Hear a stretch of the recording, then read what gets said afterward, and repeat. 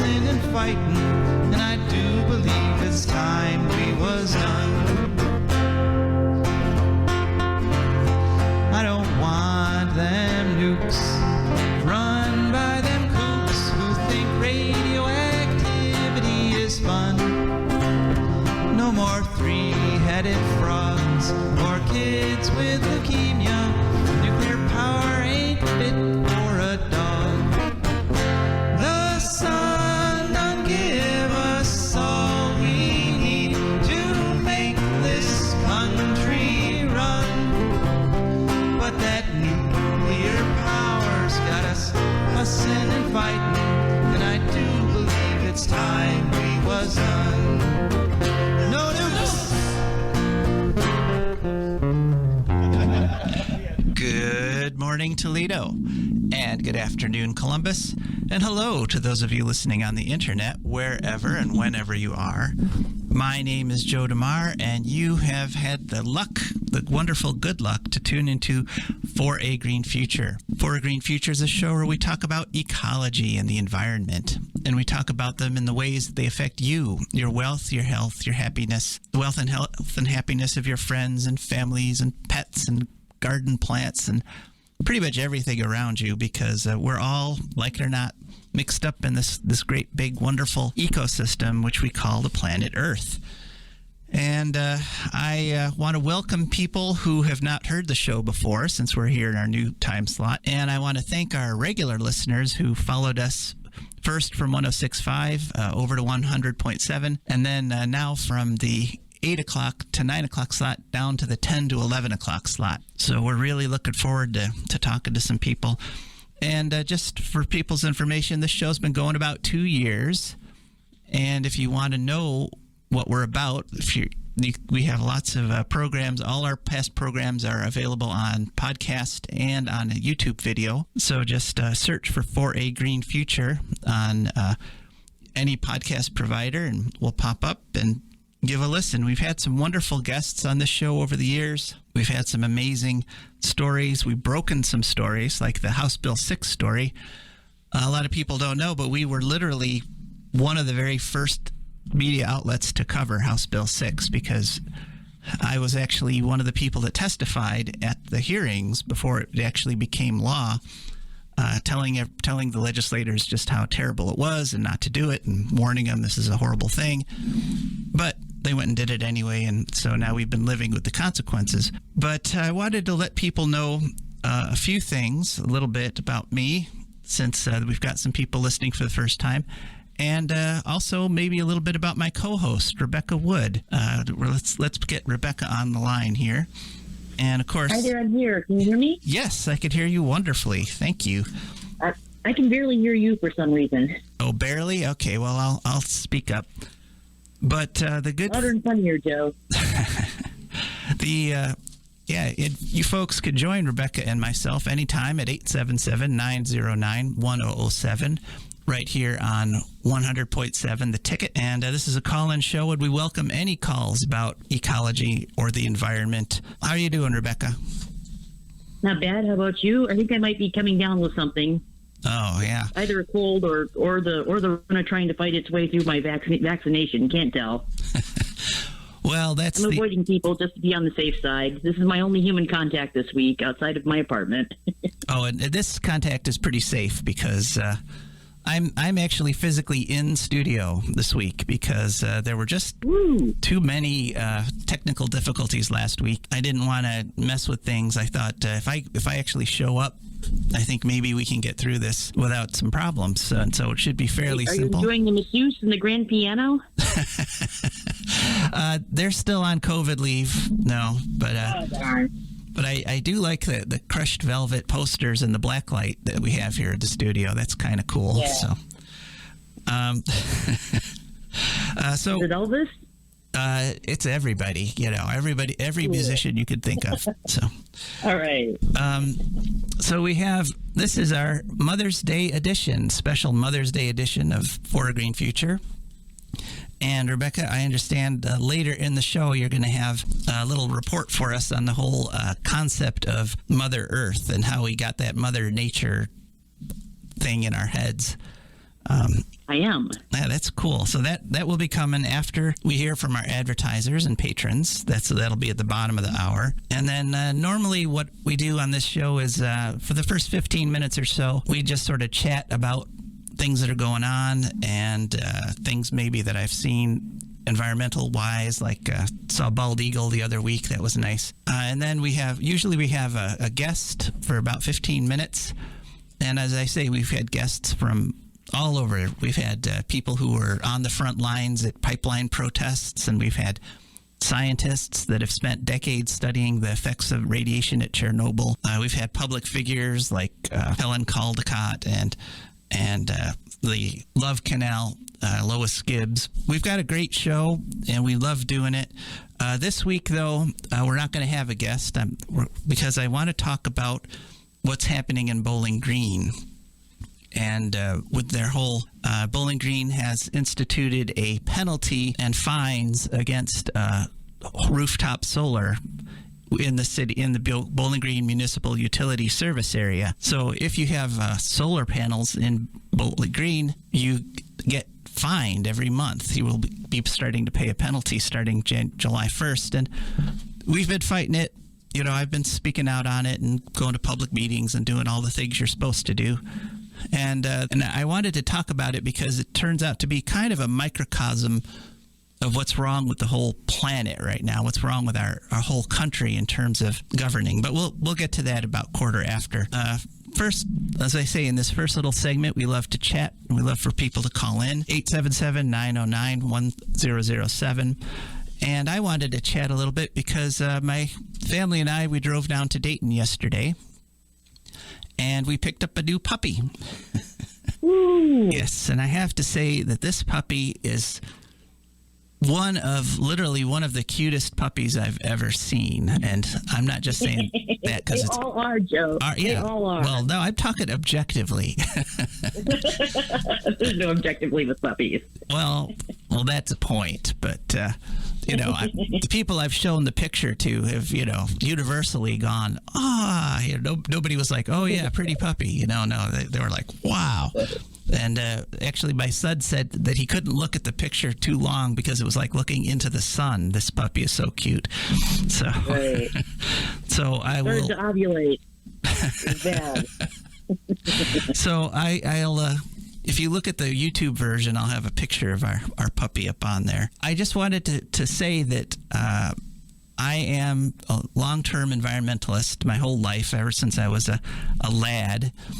Way back in high school when other kids were like running around in the gym during the free time, I would actually be up in the library, often reading environmental and ecological science textbooks just because I found it fascinating, just sort of the study of everything. That's one of the main points we make here, is that ecology is the queen of the sciences, because to understand ecology, you have to understand all the other sciences: meteorology, chemistry, geology, biology, ology, as they say. And so that has been reflected in my whole life. I am a green.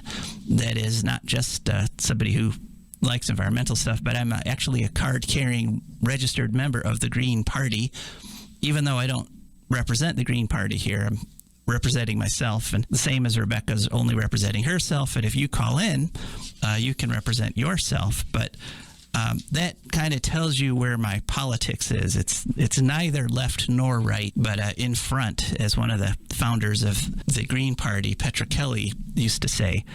And so we try to put that into practice in this. Yeah, go ahead. So people shouldn't get the idea that greens are all weirdos just because of me, is what we're saying here. Right. Yes, there are some very... They're not all like me. They think I'm peculiar also. Yes, there's some very normal greens. That's true. Yeah.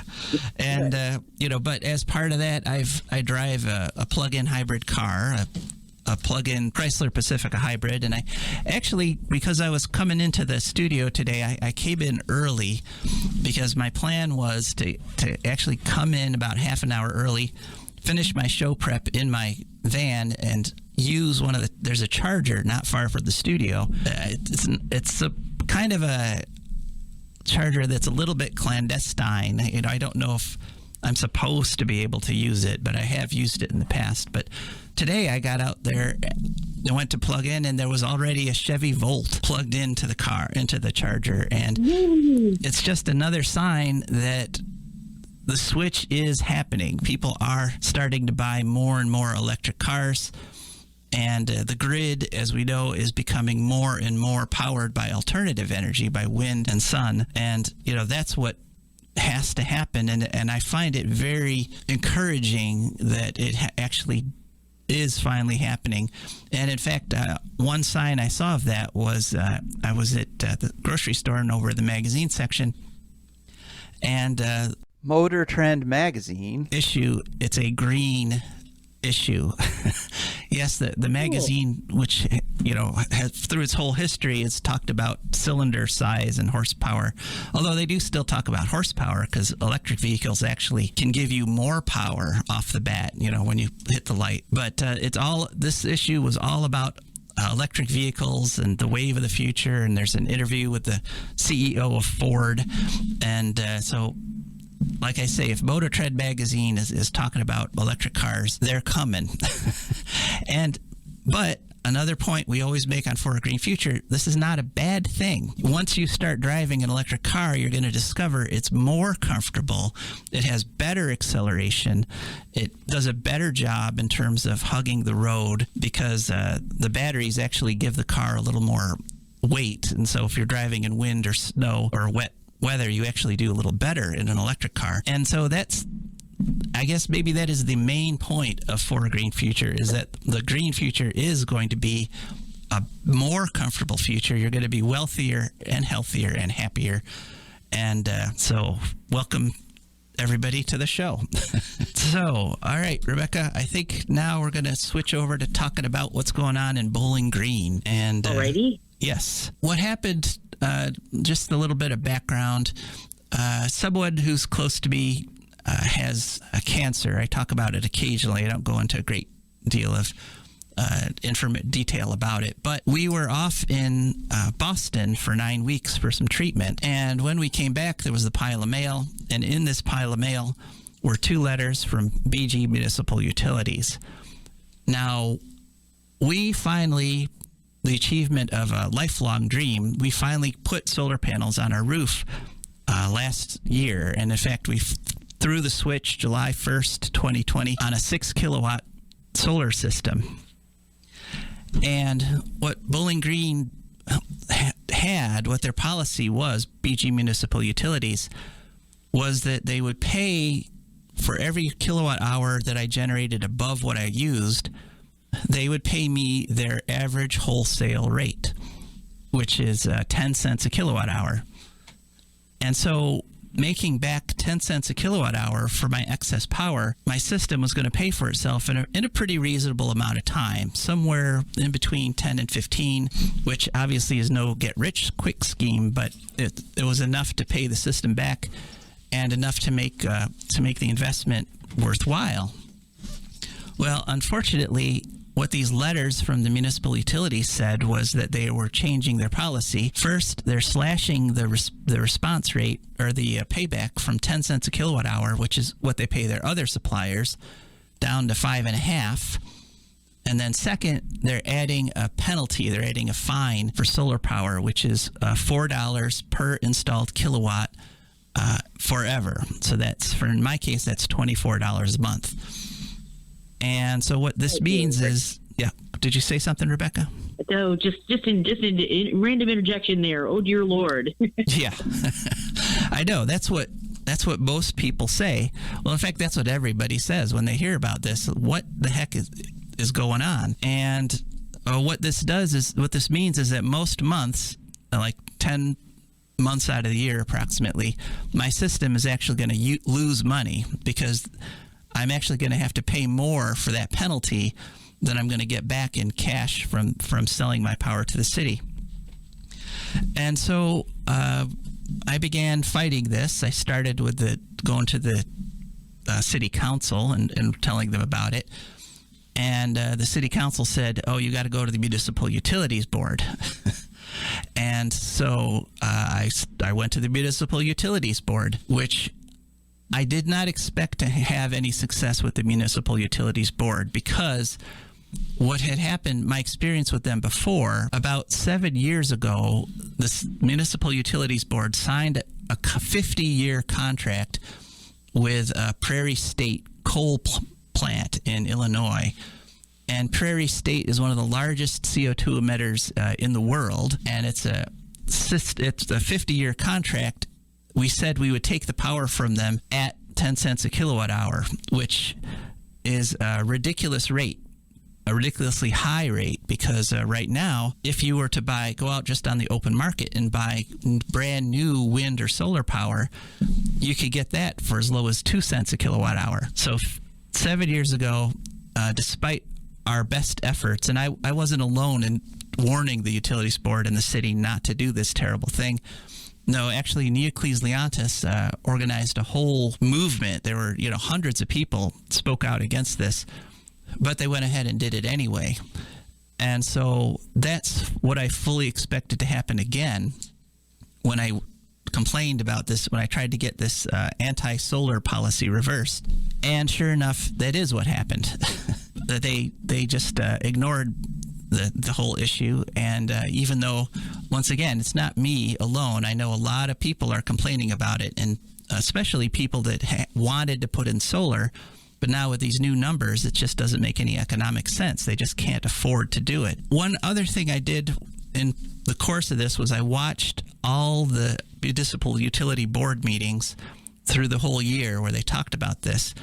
And I discovered that the director of municipal utilities told the board all kinds of things that were just demonstrably false, that just were not accurate. And so it's not too surprising they made this bad decision if they were being given information that was wrong. But now what's happened is the city and the people that want to push this through and keep these fees and penalties and fines are now trying to cast this whole debate in terms of me versus the utility board director, like it's just a personal vendetta, like it's, I've got something against him personally, when I don't. If somebody is giving false information and you call them on it, that doesn't mean you're attacking that person. That means you're attacking their information. You hurt his little giant fragile ego, Joe. Yeah. Well, and apparently the whole city government is similarly afflicted, because I have been literally yelled at on the floor of the city council by the mayor. And I invite anybody that this is all on YouTube. Just go to Bowling Green, City of Bowling Green, Ohio, and go look at their last city council meeting, and you can see that after I made my most recent presentation, where I asked the city council to do two things. I asked them to ask the utility boards for a report on this so that we could get all these numbers and figures out in black and white and in writing, so that they can one by one be disproven in the public context. Because right now there's supposedly private emails going around, but the actual numbers aren't being presented to the public in a way that they can be examined or, more importantly, refuted. And just watch that and see if you agree, see what your impression is of the way I'm presenting things. I really went out of my way not to make a personal attack against the utility board director, because it's not about me versus him. It's about a terrible policy that needs to be reversed. But the reason I wanted to bring this up at today's show is because really it's a microcosm of what's wrong with the whole country. Because in poll after poll, the vast majority of the people, 75, 80, 85% of the people, want increases in things like solar power and wind power and going to truly clean energy. And they don't like nuclear power, and they want to shut down the coal plants, and they want to shut down the fracking. But that's not what's actually happening. What's actually happening is, I take that back a little bit, because coal plants are shutting down, which is great. They're shutting down for purely economic reasons, though, because they're finally being beaten out by wind and sun. But in a place here like Ohio, the wind revolution, the wind industry, which there's a huge potential wind resource in Ohio, but it's not happening. It's not we're not building wind turbines the way they are in other states that are way ahead of us. And the reason is the nuts and bolts of how the will of the people, because that's what we're really talking about here, is the will of the people is being derailed, and we're the policy, the actual actions don't match up with what the people want. And what's happened in Bowling Green is just kind of a perfect little microcosm of how that's done. And so I just wanted to go through that real quick. So the first step is to make sure the decision making is removed from the people. So in Bowling Green's case, you not only have you have the city council, but the responsibility for the municipal utility is put in the hands of the municipal utility board, and that board is appointed by the mayor. So there's no direct democratic control. The people don't have any say over who is on the utility board. And so now you've removed, the people. That's one step away right there. Next, what you do then is once you've got this group of people that are the decision makers, then you isolate them from the general public in terms of information and what the people want. In other words, you get them focused in on their narrow little area of responsibility, and you make sure that the only information they get in that narrow little world of responsibility is from the people who have the positions that you want. Not necessarily the true positions, not necessarily the accurate positions, but the positions that you're trying to force on everybody else. And in this case, that's done by, if you go back and, as I did, watch all the municipal utility board meetings, the only people they get information from is the director of the municipal utilities. He's literally the only one who stands up there and tells them anything. And so all their decisions are based on information they're getting from this narrow source. And this happens at all levels of government. This happens at the state level, where you have something called the Power Siting Board, where you have a bunch of appointed people. They get lobbied by industry people, and then they decide against things like wind developments or solar developments, because what's happening is the people that already have the power in place, the nuclear and the coal and the fracked gas plants, they already have influence over those people, and so they make decisions that again go contrary to what the majority of Americans want.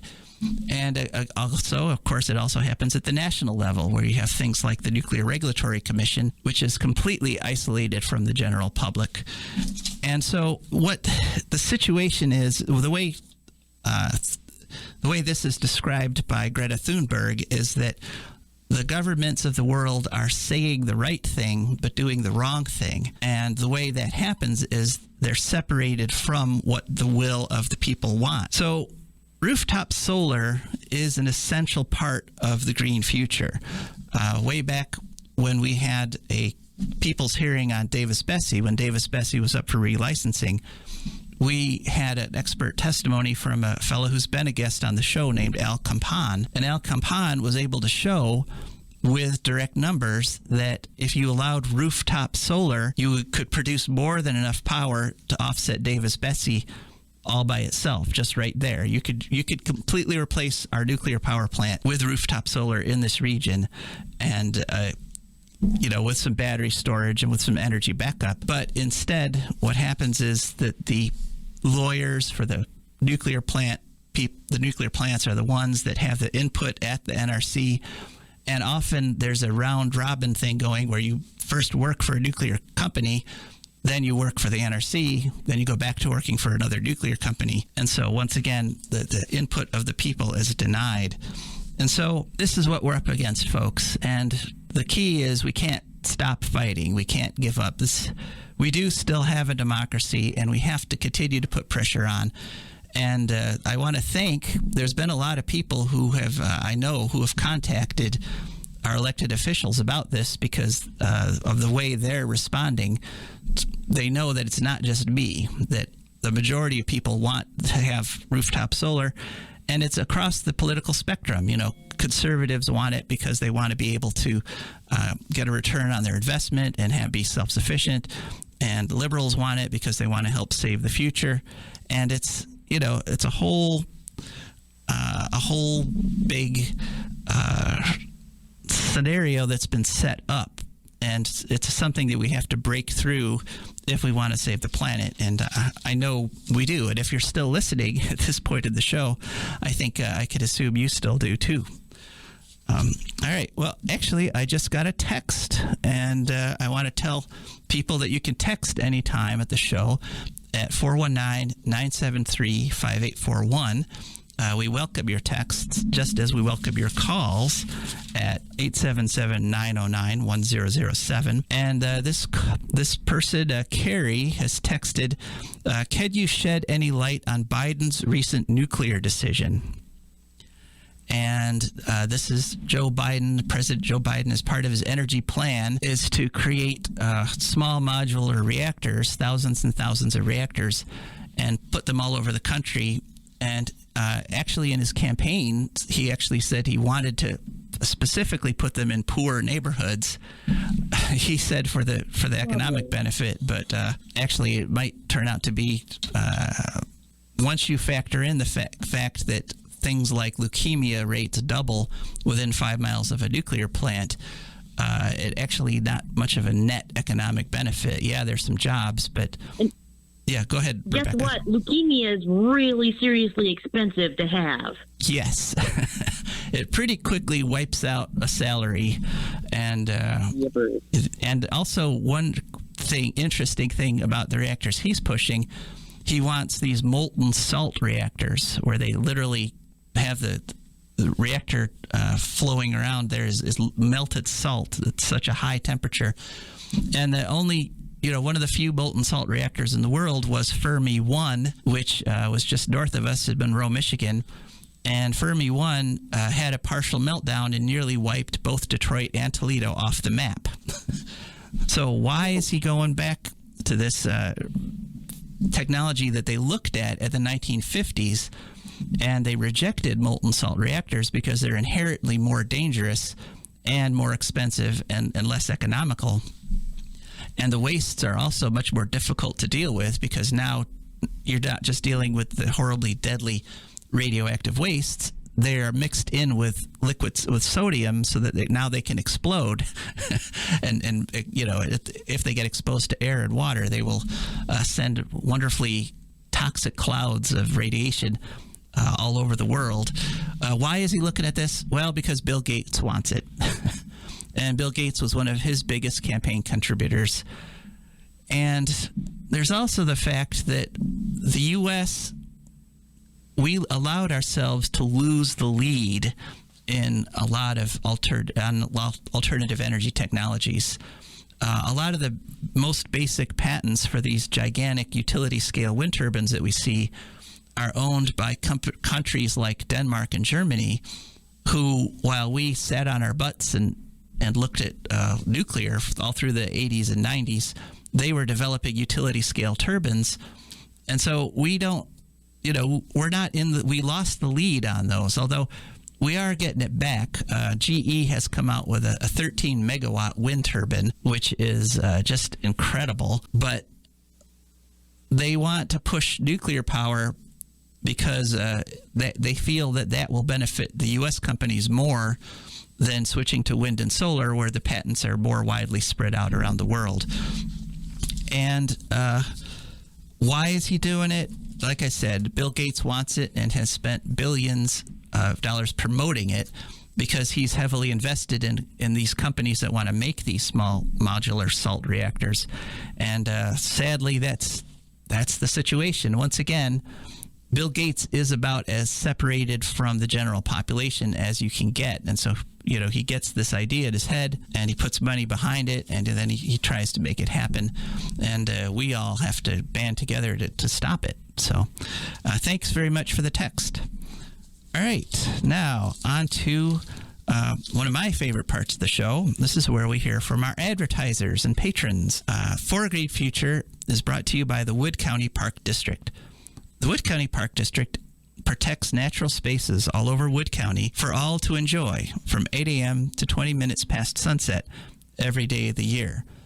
The district restores natural spaces, protects quality green places, and leads people on outdoor adventures. And there's always something going on at the Wood County Park District, and the ways to find out about it is, one, you could call them at 419-353-1897. That's 419-353-1897. You can also go to their website, which is wcparks.org. And they also have a nifty app. You can go to any app store and just search for WC Parks. And, of course, they're on all sorts of other social media platforms like Twitter and Instagram and Facebook and so forth. That's the Wood County Park District. And then we are also brought to you by our patrons. And patrons are wonderful people who have gone to patreon.com. That's Patreon. And they searched for For a Green Future. And in the little bar there, it says Find a Creator. They typed in For a Green Future. And our nifty page shows up there with all the cool pictures on there. They picked a monthly level, and every month a little bit comes out of their checking account, comes over to us, and helps us keep this great show on the air. That's Patreon. That's patreon.com, and then people search for a Green Future. And I wanted to specifically thank Jack, who gave us a nice contribution actually 2 weeks ago. It was a very generous contribution. We're very grateful to him. He didn't become a patron specifically on Patreon because he doesn't like Patreon, but he did send a nice check to For a Green Future, P.O. Box 969, Bowling Green, Ohio, 43402. So thank you very much to our patrons. Hello. All right, Rebecca, now we've come to the part of the show where we hear from you. How are you ready? I'm ready. All right. In fact, you texted me that you think you've been getting ready for this presentation your whole life. I thought that was pretty interesting. Yeah, kind of. I am a massive mythology nerd, so I did research for this only when I could not remember specific names. So, this is just a jumble of junk that's entered my head over the past few decades. All right. But we're working. If you know something about... You want to call in with corrections to my view of mythology, anthropology, paleontology, blah, blah, blah, go for it. Go right ahead. So, yeah, Mother Nature, there's that phrase that's been out there for a long time. Most people more or less think it's some crap that the hippies came up with. In fact, it's actually some pre-existing crap that the hippies latched onto. It's more what it is, which predates them by a few millennia. Basically, archaeologists, anthropologists, paleontologists all pretty much seem to have the point of view that the consensus, anyway, is that Earth goddesses are probably the first thing that humans worshipped as humans, when we could talk and stuff. Some previous peoples could make fire, so I'm not, and some kinds of tools, so I'm not going to add that. But, yeah, when we became what's officially considered humans, that's what we were worshipping. They have archaeological evidence. There's little sort of naked pregnant fat ladies and stone fat ladies that they found all over Europe, that they have no face, so they're not portraits of specific people, clearly. They're a concept of fertility, which was very important because, there's the abstract link between fertility of nature and of people, but also... where was I going with this? Also, back then, there were not very many humans, so the survival of humanity depends on people having a lot of babies. So babies were very valuable then. Well, I think they're still pretty valuable, but go on. Yeah, they're cool. They really are. Just for abstract reasons, they're valuable.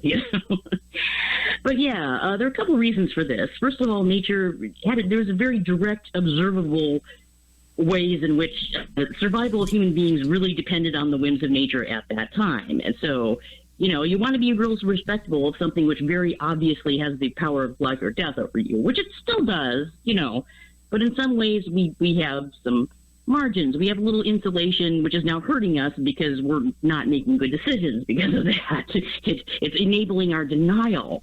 But also, there's the fact that, nature, this thing that gives us everything and causes all this reproduction and fertility and stuff, of course, if you're going to make the world, you have to be a woman because women are magical, especially when you don't really understand the role of men in reproduction, as early peoples probably did not.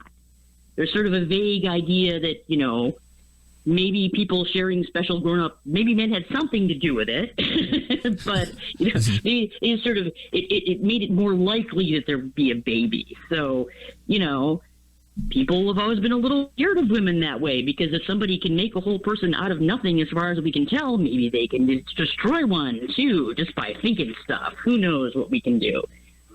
But yeah, some of the earliest examples of earth goddesses are, there's in Northern Europe, of course, the cave people had somebody named Danu Donau, something like that. The Danann, the Irish goddess Danann, the Irish earth goddess Danann, it clearly comes from that. Also, the Danube River, the Mother River, is named after her in Europe. Which river? And the phrase Sorry? You faded out for just a second there. Which river? The Danube. Oh, the Danube. Okay. Danube, Danu, the Mother River. Ah. Yeah, it's one of the bigger, more important rivers in Europe. And, they're all important, And then also the Dana meaning lady. Lady in Anglo-Saxon is actually Leiftig, meaning mead stirrer. But the Indo-European Danu, Donau sort of worked its way into a lot of Romance languages. So Dana means lady, referring to the great lady. There's a lot legend in a lot of different cultures that the earth goddess and the sky god were sharing special grown-up time more or less eternally for a few millennia. Because why wouldn't you if you never had to stop and someone had to physically push them apart? There's a story in Africa. There's Ulanga, the goddess in Unkulukulu. There's of Egypt, famously, except for they had a sky goddess who liked it on top. The Egyptians did things different. But there was also, the Polynesians have the same story that, in their version, it wasn't the father-in-law, it was the babies had to rock back and forward inside the mother's uterus to separate her from the sky god so that they could be born. Although the African version, Ulanga and Unkulukulu, actually separated voluntarily so that the future could happen, essentially. Well, that was very considerate of them, yes. Yeah, they were responsible parents. You got to give it to them. Beside the association with Earth specifically, there are a lot of nature goddesses in classical mythology. There's Artemis Diana, who's the goddess of nature, wildlife, and also childbirth. Interesting. Although she's considered to be basically a virgin warrior goddess. There's flora and fauna in Roman mythology, the goddesses of vegetation and animals, and also nymphs. Every individual nymph in Roman mythology and in Greek mythology is actually a minor nature goddess of a particular feature. So every tree has a nymph, every little pond or spring or anything like that. It's kind of like a sort of a seamless fabric of nature deities. They're all part of one big thing if you back up and look at it a little. Demeter, the agriculture goddess. And a thing that happens when patriarchy moves in, which is mostly the fault of the Indo-Europeans. They had a sky god that they liked a lot. And when they sort of started to, migrate and dominate other cultures and things, they initially, they tried to force their sky god in everybody. But the thing is, when you're in real trouble, you do not want any old, cold, hard, distant sky god. You want your mama. So they eventually had to let her back in. But one thing they did to diminish sort of the idea of nature goddess is that if you wanted to have any power for your own, you pretty much had to be, it's the whole sort of, good girl slut thing. You had to either be a virgin warrior goddess like Artemis Diana, or, you had to be the nagging wife like Hera, or you had to be Aphrodite, who really just was a silly, silly girl. She was notoriously, I don't know. She had her own set of sexual ethics going on that had nothing to do with anybody else's. She did what she wanted to do. But yeah, you had to be one of those two extremes. You couldn't be just a normal woman who is interested in sex and also is a responsible, has something going on above the net. Patriarchy doesn't like that. So another thing they did. So is the are we running out of time?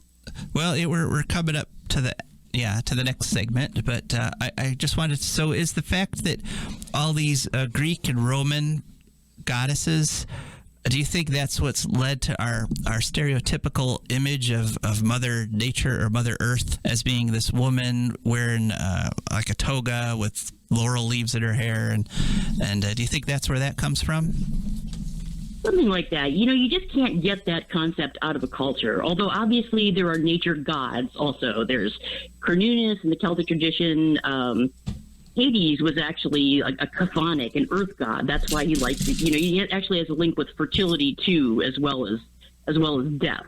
Those were not considered to be contradictory. There was the Pan, Faunus. There's Sylvanus, the god of the forest in Roman.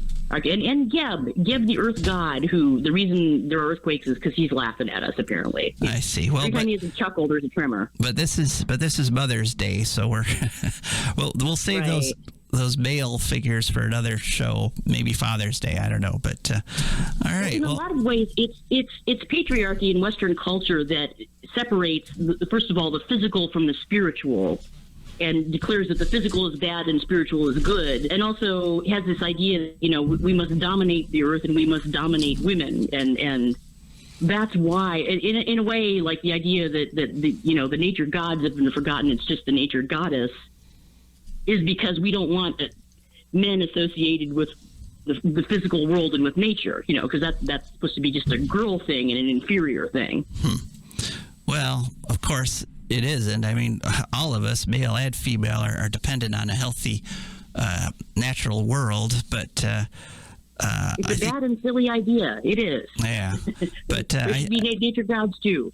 Right, but I think that the eco news we're going to talk about kind of points out your point about the desire to dominate, or the thought that dominating the natural world is somehow a good thing.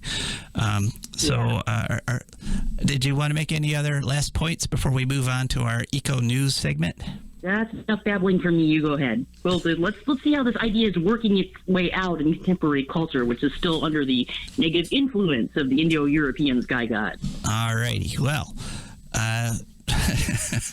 for that report, we go to Brazil, yes, in our ecological news segment. And there was a report out that this past April was a record for Amazon deforestation. During that month, 225 square miles of rainforest were destroyed for lumber and to create farmland for grazing cattle to produce our hamburgers, which is a record. And so for that, the person we have to thank for that is a fellow by the name of Bolsonaro, who is the prime minister of Brazil. And Bolsonaro is one of these guys who basically he's a liar. He's an anti-science liar because he doesn't believe that the rainforest needs to be protected. He did come out and make a public statement a month and a half ago that he was going to stop the deforestation, but the government agency that is supposed to do that was looking for illegal logging and so forth. He personally shut that agency down so that it doesn't do any protection of the forest now. And under his reign, the amount of deforestation has been accelerating incredibly rapidly to the point where we had this record in April, 225 square miles in 1 month. And unfortunately, what has happened, and a story that we had last week explains this, the Amazon rainforest has now become a carbon source, not a carbon sink. And the reason is that when you cut down a mature forest, and these forests that they're cutting down in the Amazon have been growing for literally thousands of years, there's a period of about 20 years where the forest, the area that used to be forest, actually becomes a carbon generator. because all the carbon that built up in the soil underneath that forest for all those years, all those leaves that fell, and all those trees that fell and got turned into nice humus and topsoil by the bugs and the bacteria and so forth. Once you cut the forest down, all that gets exposed to the sun, and the sun literally evaporates it, literally turns it into gases that float up into the air and add to the whole global warming crisis.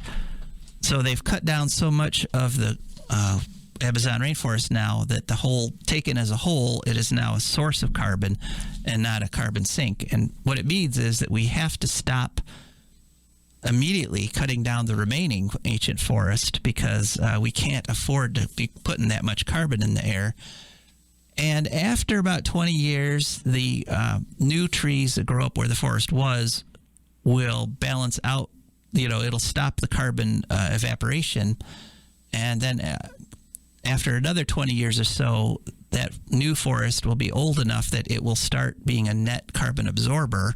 So once we reverse the whole trend, the Amazon can go back to being an important carbon sink. But right now, it's a carbon source. So, and Bolsonaro, his anti-science-ness is clearly demonstrated by the fact that he is denying the whole COVID thing, and people in Brazil are dying by the tens of thousands of COVID because he's not pushing the social distancing, he's not pushing the vaccines, he's just pushing his own political future. And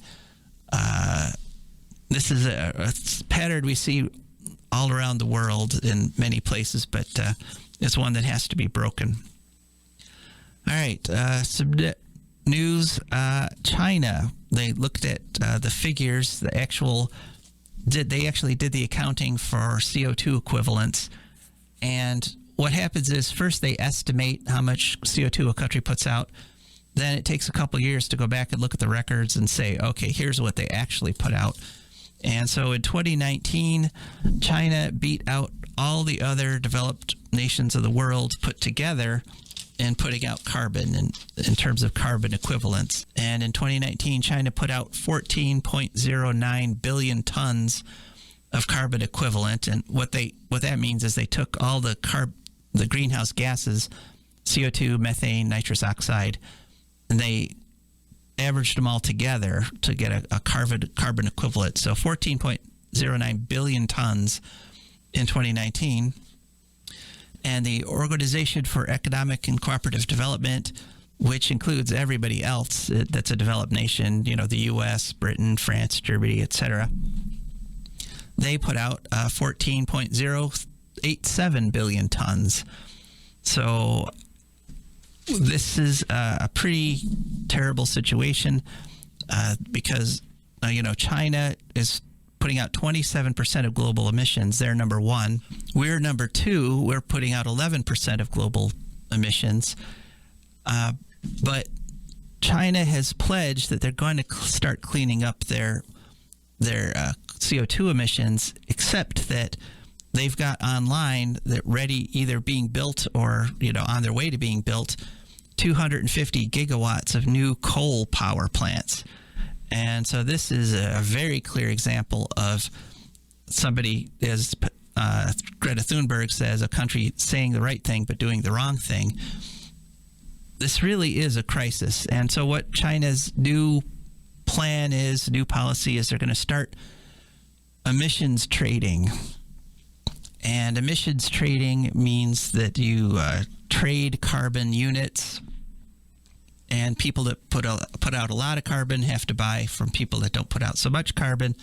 And the idea is that if you put a price on this carbon, that they'll stop putting out so much of it. Unfortunately, the record of carbon emissions trading for actually stopping carbon is really good in some places, and it's not so good in other places. And part of the problem is that you're depending on the carbon polluters themselves for all the data. They have to tell you, we're going to put out this much and we're going to need that much. And there's a well-documented history in China of those kinds of self-reporting things being really inaccurate, being really off. So It's a crisis, and we have to start treating it like a crisis globally, and hopefully we will. And the last story I wanted to talk about is a bit of good news. The federal government has approved $35 billion to replace all lead pipes in public water supplies. So Flint, Michigan, help is finally on the way. And this is just this is an example finally of what can happen when we focus and just solve the problem. I mean, we learned about the Flint lead poisoning years and years and years ago, and Flint still has a huge number of lead pipes, along with many other municipalities around the country. And so finally, and I do give Biden credit for this, finally Biden has said, let's just replace all the pipes, which is what should have been said, 20 years ago. But they're finally going to do it. The Congress has appropriated $35 billion. And I just wanted to reflect back on the fight against lead, because, we've known for well over a century, we've known for like 150 years that lead is poison and that we can't be exposing our people to lead, especially children. It reduces IQ numbers measurably.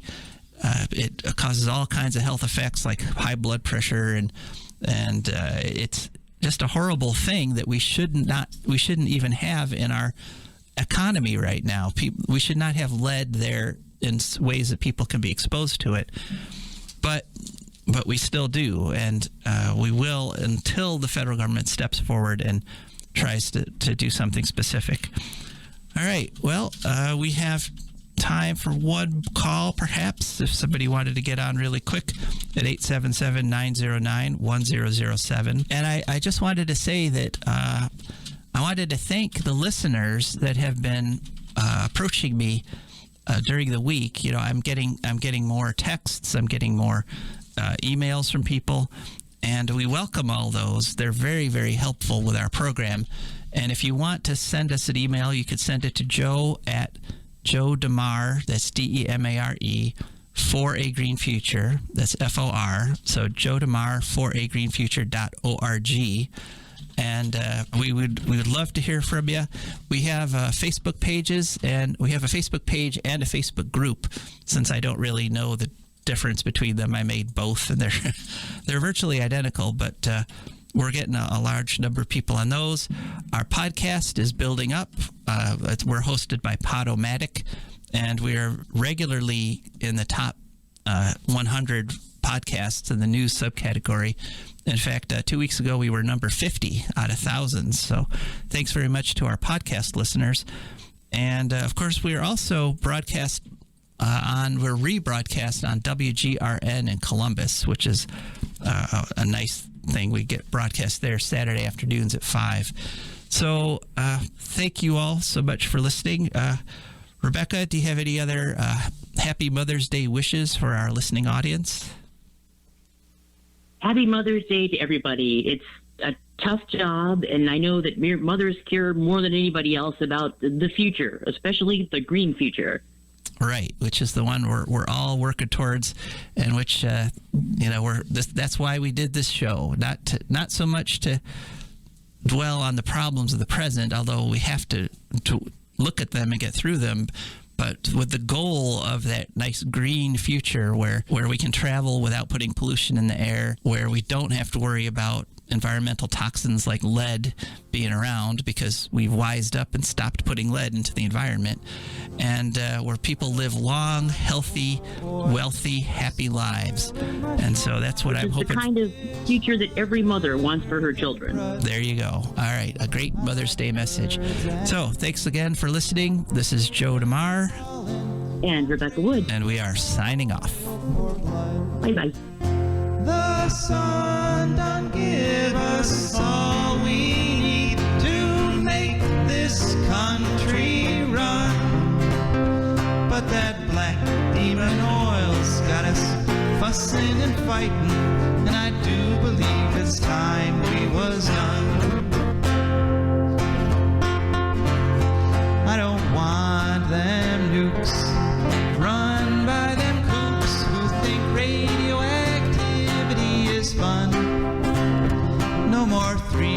fatted frogs or kids with leukemia.